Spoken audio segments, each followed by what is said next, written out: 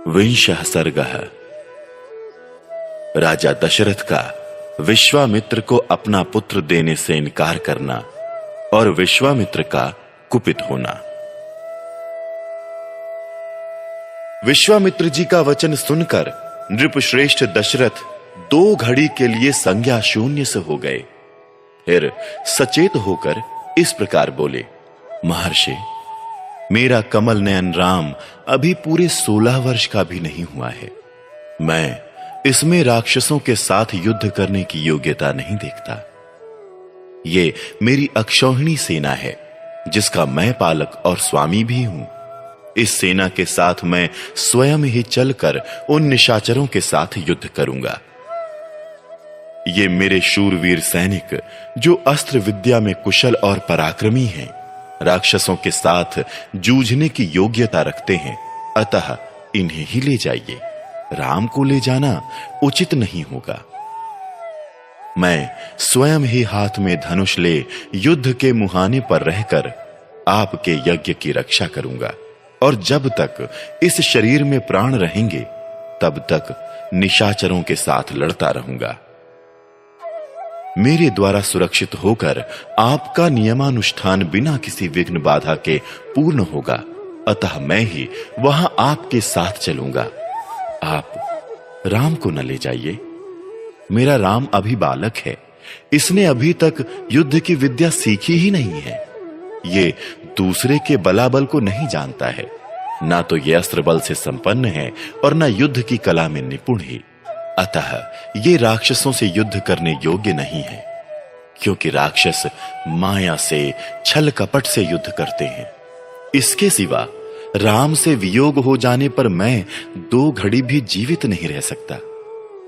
मुनिश्रेष्ठ, इसलिए आप मेरे राम को ना ले जाइए। अथवा ब्राह्मण, यदि आपकी इच्छा राम को ही ले जाने की हो तो चतुरंगिणी सेना के साथ मैं भी चलता हूं। मेरे साथ इसे ले चलिए। कुशिक नंदन, मेरी अवस्था 60,000 वर्ष की हो गई। इस बुढ़ापे में बड़ी कठिनाई से मुझे पुत्र की प्राप्ति हुई है। अतः आप राम को न ले जाइए। धर्म प्रधान राम मेरे 4 पुत्रों में ज्येष्ठ है, इसलिए उस पर मेरा प्रेम सबसे अधिक है। अतः आप राम को न ले जाइए। वो राक्षस कैसे पराक्रमी हैं, किसके पुत्र हैं और कौन हैं, उनका डील डॉल कैसा है। मुनीश्वर, उनकी रक्षा कौन करते हैं।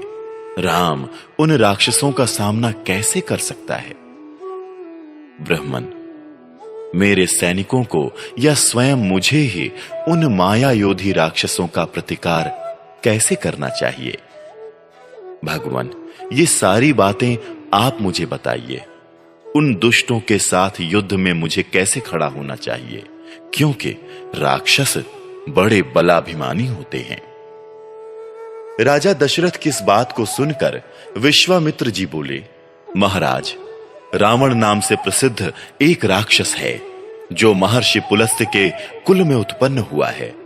उसे ब्रह्मा जी से मुंह मांगा वरदान प्राप्त हुआ है, जिससे महान बलशाली और महापराक्रमी होकर बहुसंख्यक राक्षसों से घिरा हुआ वो निशाचर तीनों लोकों के निवासियों को अत्यंत कष्ट दे रहा है। सुना जाता है कि राक्षस राज रावण विश्रवा मुनि का औरस पुत्र तथा साक्षात कुबेर का भाई है। वो महाबली निशाचर इच्छा रहते हुए भी स्वयं आकर यज्ञ में विघ्न नहीं डालता। इसलिए उसी की प्रेरणा से 2 महान बलवान राक्षस मारीच और सुबाहु यज्ञों में विघ्न डाला करते हैं। विश्वामित्र मुनि के ऐसा कहने पर राजा दशरथ उनसे इस प्रकार बोले, मुनिवर, मैं उस दुरात्मा रावण के सामने युद्ध में नहीं ठहर सकता। धर्माज्ञ महर्षि, आप मेरे पुत्र पर तथा मुझ मंदभागी दशरथ पर भी कृपा कीजिए, क्योंकि आप मेरे देवता तथा गुरु हैं। युद्ध में रावण का वेग तो देवता, दानव, गंधर्व, यक्ष, गरुण और नाग भी नहीं सह सकते। फिर मनुष्यों की तो बात ही क्या है। मुनिश्रेष्ठ, रावण समरांगण में बलवानों के बल का अपहरण कर लेता है। अतः मैं अपनी सेना और पुत्रों के साथ रहकर भी उससे तथा उसके सैनिकों से युद्ध करने में असमर्थ हूं। ब्राह्मण, ये मेरा देवोपम पुत्र युद्ध की कला से सर्वथा अनभिज्ञ है। इसकी अवस्था भी अभी बहुत थोड़ी है, इसलिए मैं इसे किसी तरह नहीं दूंगा। मारीच और सुबाहु सुप्रसिद्ध दैत्य सुंद और उपसुंद के पुत्र हैं। वो दोनों युद्ध में यमराज के समान हैं। यदि वो ही आपके यज्ञ में विघ्न डालने वाले हैं, तो मैं उनका सामना करने के लिए अपने पुत्र को नहीं दूंगा, क्योंकि वो दोनों प्रबल पराक्रमी और युद्ध विषयक उत्तम शिक्षा से संपन्न हैं। मैं उन दोनों में से किसी एक के साथ युद्ध करने के लिए अपने सुहृदों के साथ चलूंगा। अन्यथा यदि आप मुझे न ले जाना चाहें, तो मैं भाई बंधुओं सहित आपसे अनुनय विनय करूंगा कि आप राम को छोड़ दें।